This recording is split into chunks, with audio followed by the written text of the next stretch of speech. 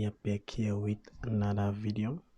So guys, remember this is the charts of interest for the week of the 25th of July 2022. So guys, remember to like, share, comment and subscribe on our YouTube channel. And also remember that these videos are made for educational purposes, not trading or investment advice. So people should not trade money they cannot afford to lose. So today, on today's menu, we have Bitcoin. I'm gonna look at the US dollar index, the Nasdaq 100, the S&P, the German DAX, EURGBP, Euro dollar, GBP USD, USDZAR. And then on the South African side, we're going to check out ALVIVA, TSOGO Gaming, TSOGO Hotels, and then we're going to close off with City Lodge. So the main market drivers and forecasts for this coming week, the 25th, it's going to be the heavy earnings that are going to be coming out. So on Monday, there are some names that are going to be coming out, that like some Whirlpool and Philips. But on Tuesday, that's where some huge numbers are going to be starting to coming up, like Alphabet, which is Google, Microsoft, which are major Nasdaq indices, major Nasdaq components. Coca-Cola is also a Dow 30 component, General Electric, Visa. So those big names, McDonald's is a Dow 30 component. Those big names will actually make an impact in this week's market action. So if we move on Wednesday, Shopify is a growth stock, so we might actually see some movements when it actually reports their earnings. Also Spotify is a huge growth stock as well. So Meta Platforms, which is Facebook, for today is also a Dow 30 component. And then on Thursday, two heavy Nasdaq components are going to be reporting there, which is Apple and Amazon, and Roku there, which is a growth stock. So on Friday, we're going to close off with ExxonMobil, Chevron, which are energy companies, and then IPV, Procter & Gamble, and then AstraZeneca, which is a pharmaceutical. So this is going to be a heavy week when we're looking at the earnings side in the US. So watch out when you're trading those indices. So if we go to the crypto side now, we've been seeing that in the past 24 hours there's been some balance on major exchanges between buyers and sellers, but there's just more buyers, 50.1% on Binance. People are buying Bitcoin, and then on CoinX 50%, 51%. So an average of 50% on these major exchanges.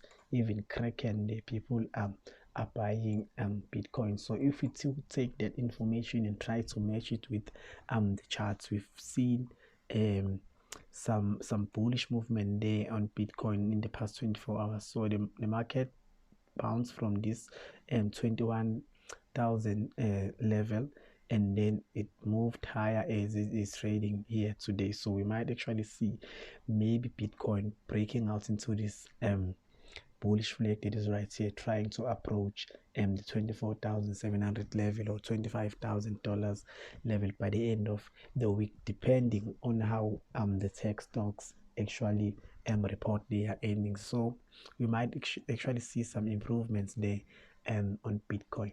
So if we go a little bit deeper into the markets, if we're looking at the dollar index,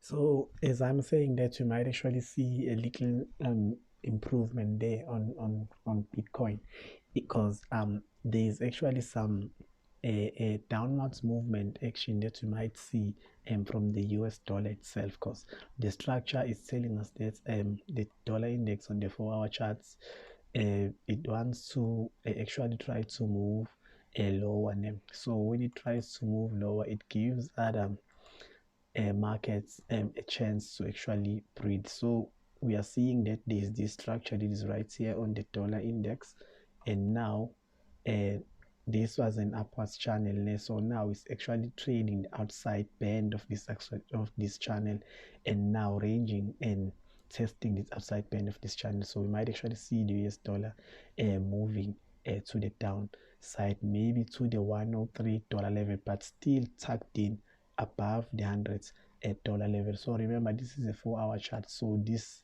might actually happen in a couple of days. So if we move on and look at the indices next, so the next 100,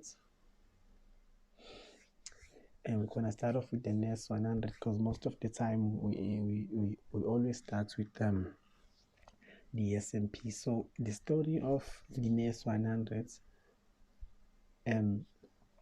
if we zoom out a little bit to the daily charts, so the structure still favors the upside.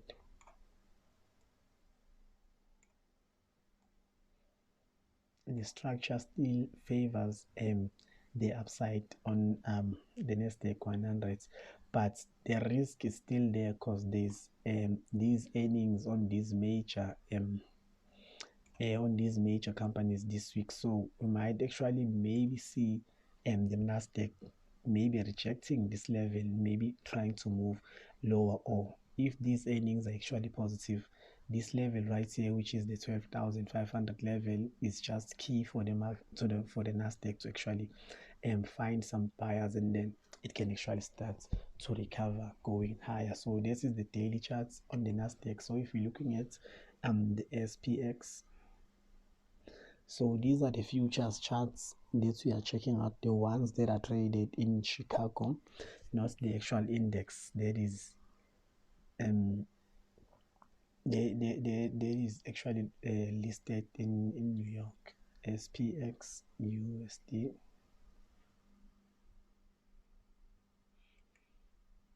So if you're looking at the S&P 500, almost the structure is a bit similar as the Nasdaq next, since this level right here, the 4,000 level is a background, whether the market will break to go higher or it might get rejected and start moving lower, only with the improvements of the sentiment of the earnings that are going to be happening on this week of the 25th of July 2022. If we're looking at the German DAX,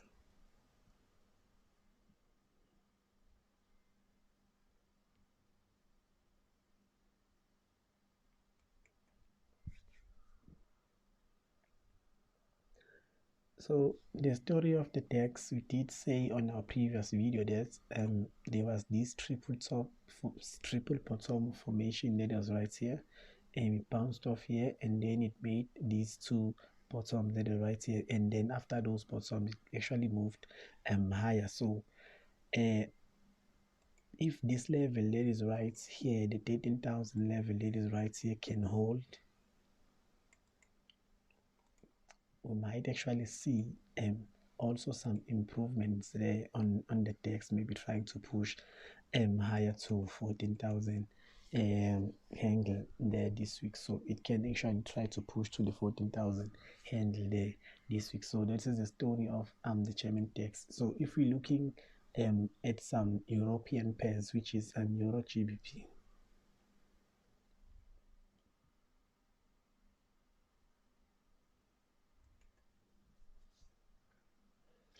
So the story of EURGBP, we actually did a chart here on the H4 chart.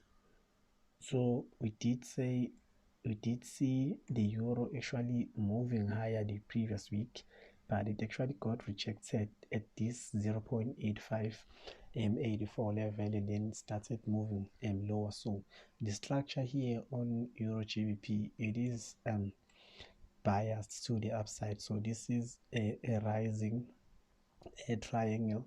Sorry, this is a rising and this is a rising flag, so we might actually see EURGBP breaking this level that is right here and starting to move lower to the 0.8488, even as low as 0.8450, and the extension can even go as low as 0.400. So that is just the story that might actually unfold during the course of this coming week. So the story of euro dollar.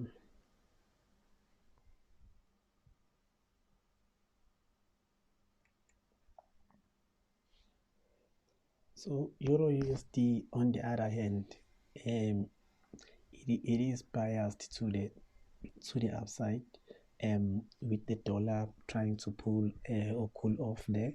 So the level right here for euro USD, the 0.0270 is really a battleground here. So if it breaks, you might see an extension higher to the 0.0370 and as high as 0.0450 there on euro USD. The extension can move to those levels. So these are short terms.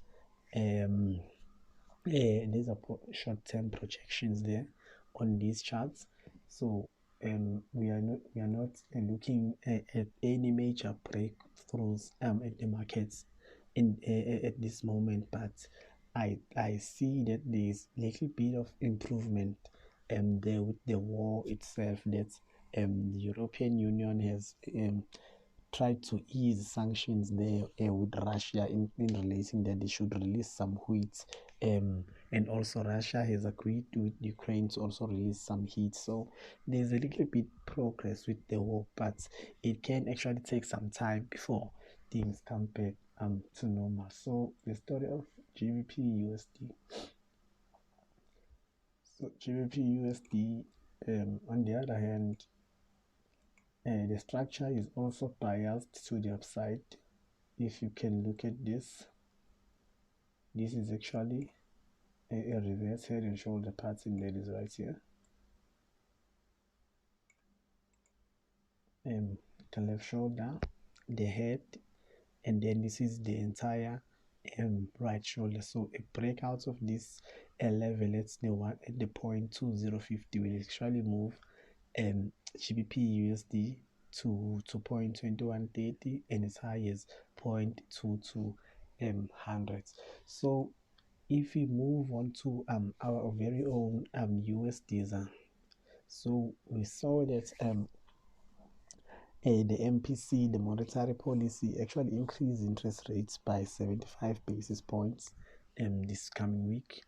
So they actually put in some steam there on USDZAR. So USDZAR has been retracting from the highs of 1720. So we might actually see the rand actually gaining a little bit more momentum this week. But if it can break through this FTR candle right here, that is at the 1630, we might actually see USDZAR moving to 1635 there on this week. No, or it can maybe take a couple of days to actually play out. So if you're looking at the JSE, ALVIVA,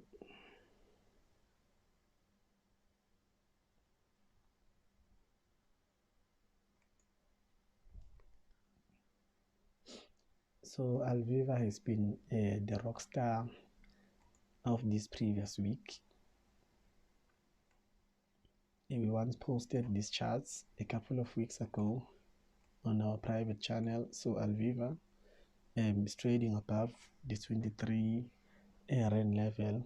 25 rand is on the cards, even as high as 29 30 rand is on the cards, because this structure actually tells us that the bullish momentum is still intact. So the next one we're going to check out is TSOGO Gaming, which is TSG.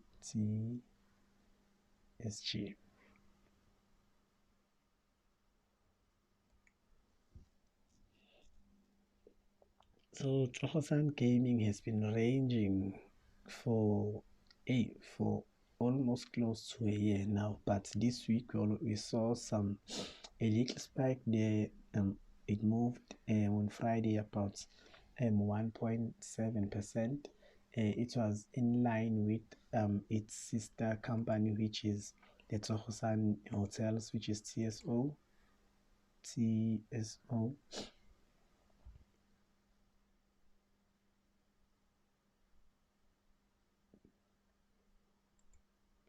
Oh, it's CGO, my mistake. TGO. So the sister company actually moved aggressively higher this week, about 11%. So it actually dragged the other entity as well. So if perhaps it could break this level that is right here, we might actually see the TSOGO Hotel Group actually trying to move higher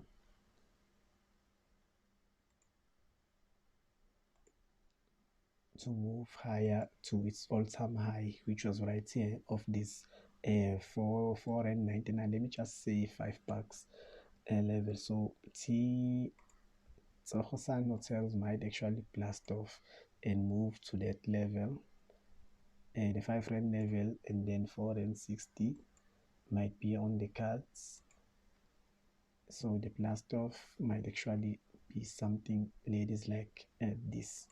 So these are not levels that I'm guessing. I'm just drawing them because I'm seeing them on these charts as they happen. So 4 rand is the first target, and then 4.60, and the highest is 5 rand 6 cents. So guys, that's pretty much about it for today's video for the week of the 24th. So if you are going to be in Johannesburg, please check us out on Friday. We're going to be doing a live session. Yeah, so please like, subscribe, and share our YouTube channel. If you want to join our private channel, Gain Stocks is 550, the Gentleman's Club is 550, and then for both FX and stocks it's 850. These are once-off fees. So remember this, these videos are mainly for educational purposes, not trading or investment advice. So thank you guys. I'll definitely see you on the next video. Gabonga.